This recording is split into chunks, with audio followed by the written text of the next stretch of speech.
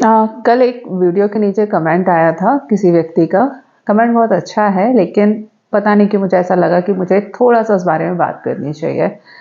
किसी व्यक्ति ने कमेंट किया है कि अच्छा लगता है कि आपके बाल सफ़ेद हैं और आप उन्हें कलर नहीं करती हैं।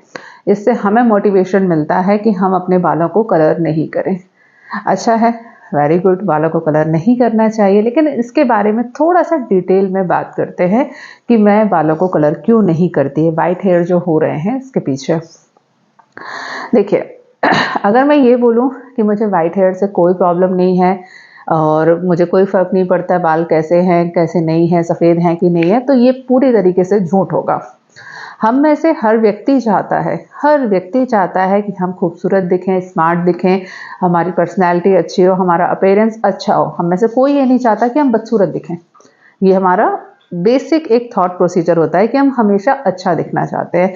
और इतना तो फैक्ट बात है कि जो समाज में चलता है, जो समाज का एक ब्यूटी स्टैंडर्ड होता है, हम चाहते हैं कि हम उस स्टैंडर्ड को मैच करें। हर व्यक्ति, हर लड़की ये चाहेगी कि उसके बाल लंबे, घुंघराले, बढ़िया काले बाल हो, लंबे बाल हो, जो एक नॉर्मल ब्यूटी स्टैंडर्ड होता है उस तरीके से। तो अगर मैं ये बोलूँ कि मुझे सफ़ेद बालों से कोई प्रॉब्लम नहीं है, तो ये बिल्कुल पूरी तरीके से झूठ है। हम चाहते हैं कि हमारे बाल ज़्यादा से ज़्यादा काले हों, लेकिन हम जो चीज़ चाहते हैं और उसे करने के लिए जो प्रयास करते हैं और उसके जो साइड इफ़ेक्ट होते हैं, इन दोनों के बीच में ही हमें चुनाव करना होता है। आप कोई भी चीज़ चाह रहे हैं, वो 101% सही हो, ये नहीं हो सकता, ठीक है? अगर हम बालों को कलर करते हैं, जो कि आजकल टीवी पे बहुत सारे आ रहे हैं, 2 मिनट में कलर होता है। पहले लोग 2-2 घंटे बैठ के बालों को कलर कराते थे, उसके बाद आजकल 2 मिनट में, 5 मिनट वाले भी कलर आ गए हैं कि बस बालों में लगाइए और 10 मिनट के बाल धो दीजिए, बिल्कुल आपको सैलून स्टाइल के बाल दिखेंगे। और बहुत सारी ऐसी चीज़ें आ गई हैं। देखिए, मेरे पास कोई रिसर्च पेपर नहीं है, लेकिन ये एक ना थंब रूल है कि आप अगर किसी भी प्रकार के केमिकल का इस्तेमाल करोगे तो आपको नुकसान होगा।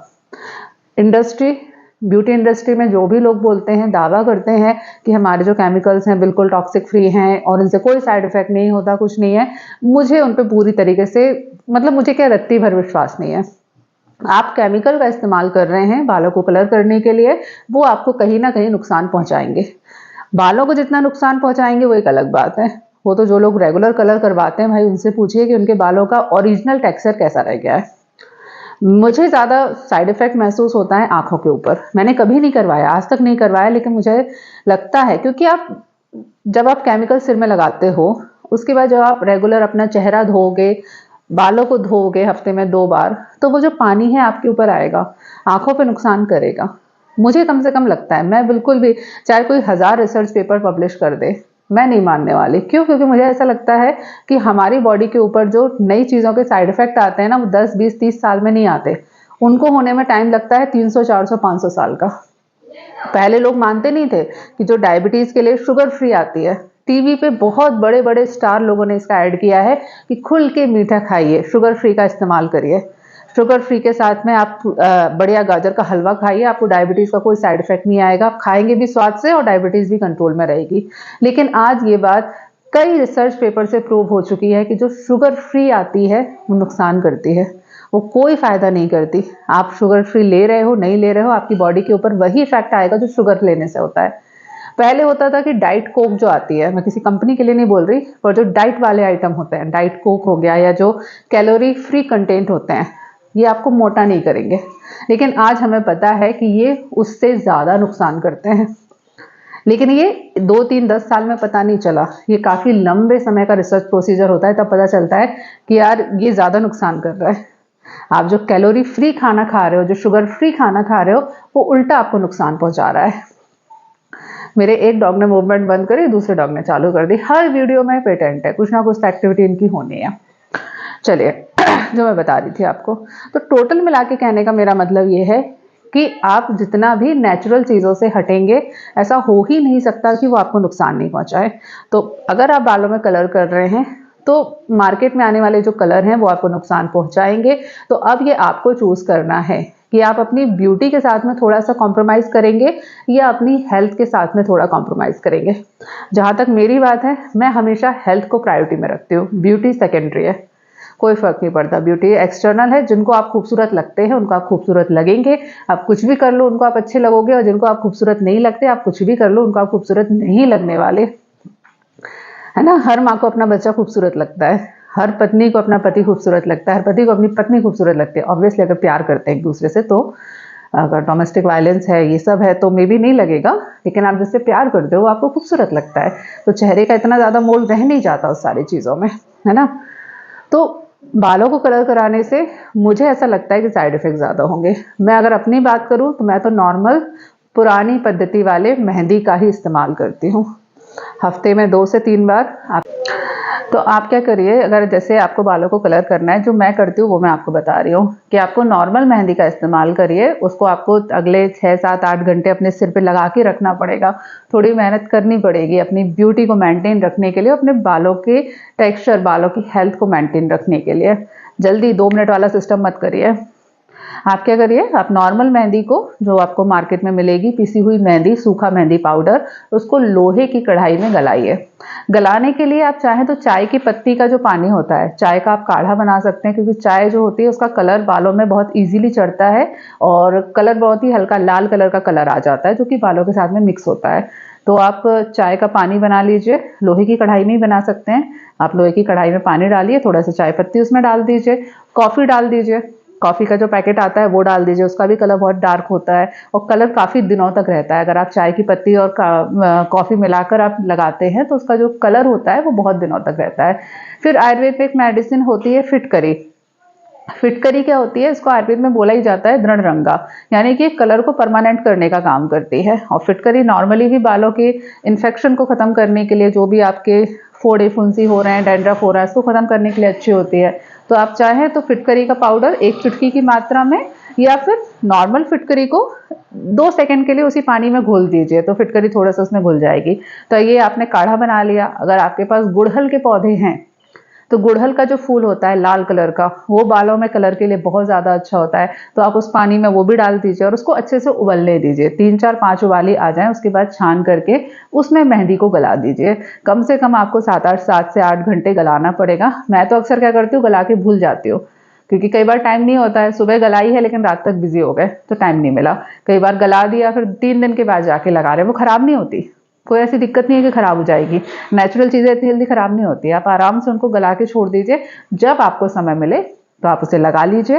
पूरे बालों में लगा सकते हैं, बहुत अच्छी बात है। जहाँ पे आपको कलर करना है वहाँ पे लगाइए। 6, 7, 8 घंटे के लिए छोड़ दीजिए। मैं तो अक्सर रात में लगाती हूँ और उसके बाद कैप पहन के बांध करके, वो एक कपड़े की जो कैप होती है, जैसे ही मेहंदी सूखी तो कपड़े की कैप है उसको बांध लिया और छोड़ दिया, बाकी अपने दूसरे काम निपटाते रहो। अगले दिन सुबह नॉर्मली तरीके से बाल धो लिए तो उससे बाल कलर भी हो जाते हैं, बालों को फायदा भी होता है और जितने भी साइड इफेक्ट होते हैं केमिकल्स के वो नहीं होते हैं।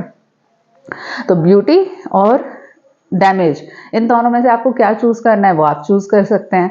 मैं हमेशा ब्यूटी को सेकेंडरी रखूँगी, हेल्थ, नेचुरल चीज़ें इनके ऊपर ज़्यादा ध्यान दूँगी। भाई मैं बहुत ही ज़्यादा ना ओल्ड फैशन वाली इंसान हूँ। मुझे अक्सर लोग बोलते हैं कि यार तुम डॉक्टर होके रास्ते की पानी पूरी खा लेते हो, समोसा खा लेते हो, है ना, चाट खा लेते हो, ऐसे कैसे डॉक्टर हो तुम, आयुर्वेदिक वाले, नुकसान करता है बाहर का खाना। मैं आपको बताऊँ, मैं सब खाती हूँ, है ना, जो मुझे रास्ते का मिले। मैं कभी 10 बार हाथ धोना दिन में, 10 बार बाहर का खाना नहीं खाना, मैं आराम से खा लेती हूँ। उसका रीज़न मैं आपको बता देती हूँ। क्या होता है कि जब भी आप बाहर से कुछ खाना खाते हो, मान लीजिए वो पानी गंदा है, कंटामिनेटेड वाटर है, उसमें किसी प्रकार का कोई इन्फेक्शन है, जो तेल है वो हाइजीनिक नहीं है, तेल को गलत तरीके से इस्तेमाल किया गया वाला तेल है, पुराना तेल है, आलू खराब हो गए थे, आपने समोसा खाया उसके अंदर जो आलू थे वो खराब आलू थे, वो उसने भर दिया और बेच दिया आपको। इनसे क्या होगा, ज़्यादा से ज़्यादा आपको उल्टी और दस्त होता है, क्योंकि हमारी बॉडी का सेल्फ डिफेंस मैकेनिज्म कुछ इस प्रकार का होता है कि जैसे ही हमारे शरीर में, हमारे पेट में कोई भी ऐसी चीज़ पहुंचेगी जो कि अनहाइजीनिक वाली कंडीशन में है, तो हमारी बॉडी का इम्यून सिस्टम ऑटोमेटिकली एक्टिवेट हो जाता है और आपको या तो वॉमिट होने लगेगी या फिर दस्त हो जाएंगे। ठीक है, उल्टी और वॉमिट और डायरिया, इन दोनों से ना हमको बहुत ज़्यादा घबराना नहीं चाहिए। ये हमारी बॉडी का सेल्फ डिफेंस मैकेनिज्म है। शरीर के अंदर कुछ गंदगी आई, शरीर ने बोला काम की नहीं है, इसको निकाल दो बाहर, उसने निकाल दिया, 2 दिन में आप वापस ठीक हो गए, बढ़िया हो गए। लेकिन जो आप प्रिजर्वेटिव वाली चीज़ें खाते हो, बड़े आराम से, बड़े चिप्स खा रहे हो, प्रिजर्व, आजकल तो खाना भी आ गया है, आपको कढ़ाई पनीर और पता नहीं क्या क्या चीजें रेडीमेड मिल जाती हैं, घर आना है गर्म पानी में खोल के डाल देना है उसको।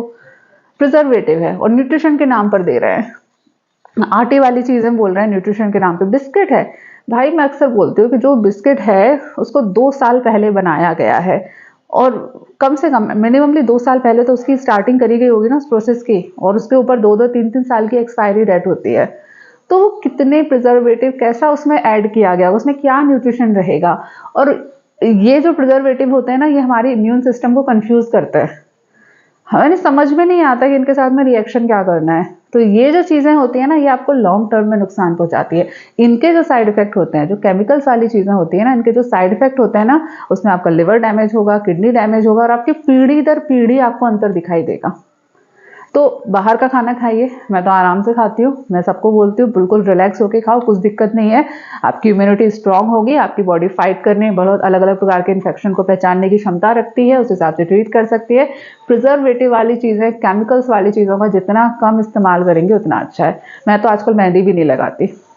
पहले छोटे में मुझे मेहंदी लगाने का बहुत शौक था, मुझे मेहंदी की खुशबू बहुत अच्छी लगती थी, बहुत अच्छे लगते थे। मेरे हाथ भी चूंकि भगवान की दया से थोड़े लंबे लंबे हाथ हैं, तो ऐसा लोग बोलते हैं कि मेहंदी मेरे हाथों पे अच्छी लगती है, सुंदर लगती है।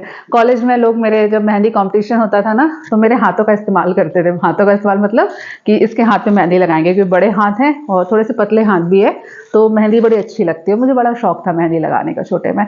लेकिन आजकल जब से केमिकल्स वाली मेहंदी आई है कि बस 15 मिनट लगाओ और 10 मिनट के बाद हाथ धो दो, वो तो भी रच जाती है। ये मेहंदी आप खुद देख सकते हो, दूसरे दिन देखो कैसी पपड़ी जैसी मेहंदी निकलती है, उसकी स्मेल से आप पहचान सकते हो कि ये मेहंदी नहीं है। अपनी खुद की नाक के ऊपर, अपनी स्किन आपको जो बोल रही है उसके ऊपर आप ध्यान दो थोड़ा। नॉर्मली जो पुरानी पिसी हुई मेहंदी लगाते थे ना, तो वो ठंडक देती थी।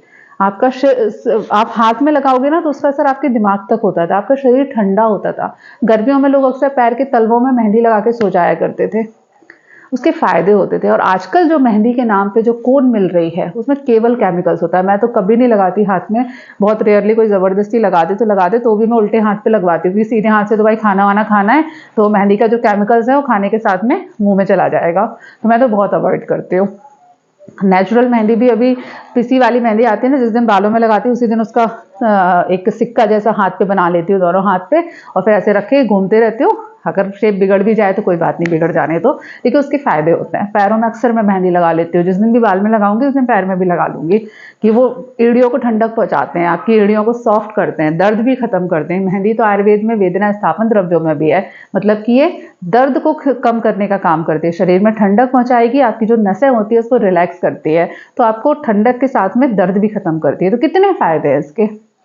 तो प्लीज, जहां से टॉपिक स्टार्ट हुआ था वहीं पे लास्ट में पहुंचते हैं। केमिकल्स जितना कम इस्तेमाल करेंगे अपने चेहरे पर, अपने बालों पर, अपने हाथों पर, उतना आपकी लाइफ अच्छी रहेगी और आपके बच्चों के बच्चों की बच्चों की लाइफ अच्छी रहेगी। क्योंकि हम कई चीज़ों का इस्तेमाल करते हैं तो वो आपको नुकसान नहीं पहुंचाते, लेकिन वो आपके डीएनए में, आपकी बॉडी के अंदर माइन्यूट लेवल पर चेंज पहुंचाते हैं, जो कि दूसरे तीसरे चौथे जनरेशन पे जाकर इफेक्ट करते हैं। कई जगह ऐसा होता है ना कि हमें लगता है कि हम बहुत ज़्यादा हेल्दी, हमें कोई फर्क नहीं पड़ता। ऐसा नहीं है, आप फर्स्ट जनरेशन है, आपके अंदर धीरे धीरे कुछ बीमारियां कलेक्ट हो रही है, फिर वो आपके डीएनए के थ्रू आपके बच्चों को जाएंगी, आपके बच्चों से बच्चों को जाएंगी, उनको जाके वो प्रॉब्लम क्रिएट करेगी। तो ये सारी चीज़ों के ऊपर थोड़ा सा ध्यान दीजिए, बाकी खुश रहिए, टेंशन फ्री रहिए, मस्त रहिए। चलो नेक्स्ट वीडियो में मिलते हैं, तब तक के लिए stay healthy and be happy. Good bye.